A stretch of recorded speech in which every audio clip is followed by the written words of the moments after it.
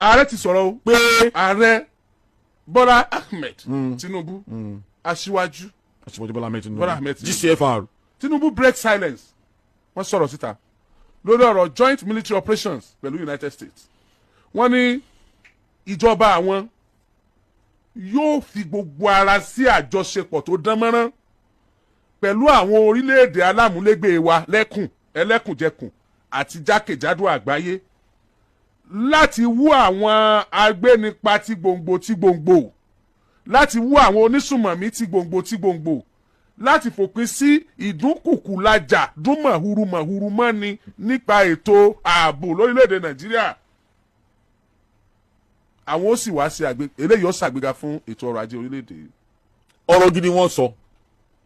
ṣé wàá mọ̀ pé ní ẹkùn ìwọ̀ oòrùn Áfíríkà tá à ń pè ní West Africa orílẹ̀-èdè márùndínlógún ló wà ní 15 countries ló constitute West Africa inú 15 yẹn mo lè sọ ní pé mẹ́ta nu wọ́n ti kúrò wọ́n ti fọ́ọ̀mù Sahel báwọn ọba ECOWAS ṣe mọ́ Burkina Faso Niger Republic àti Mali àwọn ìjọba ológun ti gba ibẹ̀ yẹn àwọn wá ta kété bí àbàtà tí ò bódò tán kò wá sí ìrìn nìkan wọ́n wá ń wo àwọn akẹgbẹ́ wọn tí wọ́n jọ wà ní agbègbè yìí àwọn the remaining 12 country wọ́n ń gbégbé ayé ìfura pẹ̀lú wọn ò ní gbẹ́kẹ̀lé nínú Nàìjíríà àti other rest of West African country wọn ò gbà àwọn gbọ́mọ́ tí bàálù èyíkéyìí nínú àwọn country yẹn bá fò kọjá most especially ní Burkina Faso ní Niger ní Mali ariwo wọn ò fi ta pé ṣèṣe pé àbọ̀dé ti wọlé now wọn ò tí ì rí àárín wọn tó some time ago ààrẹ Bọ́lá Ahmed Tinubu fẹ́ nawọ́ ìjà sí wọn pé ẹ jẹ́ ká fi ipá mú wọn mọ́ra àwọn kan ló wá kọ́ṣọ́ wọn pé ẹ má dán wò pé ẹ fi ogun àbí agídí wọ àwọn orílẹ̀ mẹ́ta yìí mọ́ra báyìí sọ̀rọ̀ lọ́wọ́ báyìí nísìnyí wọ́n ti form alliance àmọ́ ẹ̀ta yẹn wọ́n sì dúró bí àfọ́kùgò tó dúró tìkanra ni láwọn ẹ̀ta yẹn now àwọn agbésùnmọ̀mí sì rèé ìgbà wọn ti rí pé àárín àwọn orílẹ̀-èdè mẹ́ẹ̀ẹ́dógún tó wà ní ìwọ̀ oòrùn Áfíríkà ògúnrégé tó dáadáa ok wọ́n ń lo advantages yẹn láti máa fi ṣèjàmbá tó lọ́wọ́lọ́wọ́ báyìí sí àwọn orílẹ̀-èdè mẹ́ta yẹn péré ló ń bá wọn sọ̀rọ̀ bó láìpẹ́ yìí mo rí pé arákùnrin tó wà ní Burkina Faso Traoré ó wùwà kan tí ó jẹ́ ìwúrí fún mi ìgbà tí ó ní pé àwọn ọmọ ogun Nàìjíríà kan wá sí ọ̀dọ̀ òun gẹ́gẹ́ bí àmì tó sì mú wọn mọ́lẹ̀. gbẹ́sẹ̀ lé báàlú wọn. ó gbẹ́sẹ̀ lé báàlú wọn ó gbẹ́sẹ̀ láwọn náà. wọ́n ti hàn mọ́lé. ipò òun ò ní lọ ó wá sọ̀rọ̀ pé gbogbo tó sọ pé òun ò ní jẹ́ kí ẹ̀jẹ̀ ọmọ ìyá àwọn South Africa kó tọwọ́ òun bọ́ ó sì ṣe gbogbo ètò láàrin Nàìjíríà àti Burkina Faso rẹ̀ bó ṣe hand over àwọn ọmọ ogun yẹn sílẹ̀ fún wọn láti pé ó bínú àbídé lẹ́tàn. now the point is not this tá a bá ń yẹ́rù àwọn èèyàn bẹ́ẹ̀ níwọ̀ oòrùn Áfíríkà tí wọ́n ń fi òye àti ọgbọ́n orí ṣìṣàkóso láàrin wọn bẹ́ẹ̀ ó ti fi hàn wípé West Africa ní development because ogun terrorism ò ṣe é dájà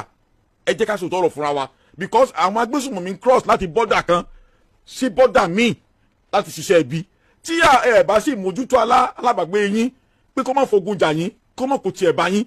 kò sígbà tí wàá lò ní máa dé now ẹnìkan wà lẹ́gbẹ̀ẹ́ ilé rẹ̀ àbí lẹ́gbẹ̀ẹ́ ilé rẹ̀ ó ń wà tí ọ̀dà fàpẹ̀rẹ̀ ni o ọwọ́ akáwọ́ gbéra yóò kàn òun wò ní ẹ̀kọ́ kò tí ì súnmọ́ ọ kó ló ní pé yóò gbé wàhálà wá káwọn máa mọ̀ lé lóhùn ti dèdè pé wá o ohun tó ń dánwò àbílẹ̀ tó ń sun àbí nǹkan tó ń ṣe lókèrè yẹ yóò pa mí náà lára o òun ti tè pariwo fún un àwọn gẹ́gẹ́ bí adarí ilẹ̀ former chairman fún ECOWAS tí wọ́n jẹ́ wọ́n gbọ́dọ̀ rí pé wọ́n pe àwọn adarí ilẹ̀ Áfíríkà yòókù mọ́ra láti rí pé bóun làwọn agbésùnmọ̀mí ṣe ń rìn nǹkan jagun tẹ́ pé wọ́n tọ̀dọ̀ mi bọ́dọ̀ rẹ bọ́ síbò míì bóun la ṣe lè mójútó tó bá sá lọ́dọ̀ mi ń bí tó bá lọ́dọ̀ rẹ náà wàhálà ni ó kò. ìyẹn ni regional. ìyẹn ni regional. what of the global. global wa ni pé ẹni pé terrorism ti kúrò ní nǹkan regional nìkan ó ti di global agenda global idea táwọn kan sì ń sponsor ẹ̀ now ó ti kúrò láwọn Africa nìkan àwọn kan wà ní pé wọ́n lágbàáyé pé terrorism global terrorism àwọn ń finance ẹ̀ now in that regard Nàìjíríà ò gbọdọ̀ dádúró ECOWAS ò gbọdọ̀ dádúró ó gbọdọ̀ extend tentacle ẹ̀ sí àwọn àjọ àgbáyé míì náà pé ẹ wá o ogun yìí ogun tá a jọ jà ni o kìí sáwọn nìkan bí làájà o because tẹ́ ẹ bá ní pé ká máa dàdà ń bí tá a bá ṣẹ́gun ti bí tọ̀hún yẹn náà to spill over wá sí bí ó ti di joint assignment joint business tá a gbọ́dọ̀ wage counter terrorism láti rí pa àfẹ̀yìn ìgbésùnmọ̀mí balẹ̀ torí pé kí ni ìgbésùnmọ̀mí ti kó ní nǹkan regional ó ti di nǹkan global agenda tí àwọn kan ti gbé kalẹ̀ láti máa fi fòró orílẹ̀-èdè àgbáyé wọn ò gbọ́dọ̀ wòran wọn gbọ́dọ̀ ṣiṣẹ́ pọ̀ ni wọn gbọ́dọ̀ ṣiṣẹ́ pọ̀ ni. ààrẹ ti ń sọ tá ààrẹ ń sọ sí ni pé. ààrẹ Bọ́lá Ahmed Tinubu. ọ̀rọ̀ United States of America tí wọ́n wá pé àwọn fọwọ́ sí àwọn làwọn jọ mọ́ that's a. ṣe mọ̀ pé tí ara ilé èèyàn bá fẹ́ sọ̀rọ̀ lórúkọ tí ò jẹ́ téèyàn sometime ago ààrẹ Donald Trump ó place Nigeria as under country of particular concern ààrẹ Bọ́lá Ahmed Tinubu sì mọ àtàwọn tó jólóye káàkiri àgbáyé wọ́n mọ nǹkan tó túmọ̀ sí láti declare country ní country of particular concern ìdẹ́yẹsẹ́ á wà sí wa gan àti pé nígbà tí wàhálà yẹn bẹ̀rẹ̀ ààrẹ Donald Trump sọ ọ̀rọ̀ tó le gan ságbàáyé pé àwọn gbégbèsè tó jẹ mọ́ ogun láti bẹ̀ Nàìjíríà wò náà ìdáríga ó wá rí pé táwọn ọba tètè fọwọ́sowọ́pọ̀ pẹ̀lú ilẹ̀ Amẹ́ríkà á dàbí ní pé ìjọba ló ń ṣe àtìlẹ́yìn fún àwọn agbésùmọ̀mí now wọ́n tún wá rán before kúrú ní pìṣẹ̀lẹ̀ ìṣẹ̀lẹ̀ o wọ́n rán àwọn asòfin lamẹ́ríkà wá síbí rímọ́ gbogbo wọn wọlé wá láti wá ṣe fact finding mission wípé ṣé ìgbésùnmọ̀mí bò ló ṣe tó mo sì lọ jẹ́ àbọ̀ fún ilé ìgbìmọ̀ asòfin lamẹ́ríkà torí mo wo congress wọn debate yẹ tí wọ́n ń tún kó sì sàn pé kí lẹ bá bọ̀ níbi tẹ́ ẹ lọ wọ́n wá rí i pé there is no way tí wọ́n fi win terrorism war ní nàìjíríà tí nàìjíríà ọba bá form collaboration pẹ̀lú United States láti rí i pé wọ́n fi ẹ̀yìn ìgbésùnmọ̀mí balẹ̀ bí bẹ́ẹ̀ kọ́ àwọn kan tí ń nà ká àléébù sísàkóso pé ìṣàkóso yìí ló ń ṣagbátẹrù èmi náà ń gbà kẹ́ náà mo fẹ́ gbàgbọ́ bẹ́ẹ̀ kí sáwọn nìkan pé ìṣàkóso yìí ò ṣe nǹkan tó yẹ kó ṣe lórí ìgbésùnmọ̀mí but this time around tó ń fún collaboration yìí ọ̀pọ̀lọpọ̀ àwọn nàìjíríà tó ti ń pàtẹ́wọ́ including me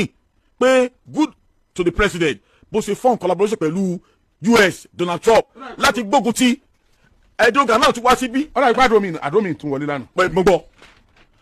ó kulẹ̀ ti sọ ṣáájú àná o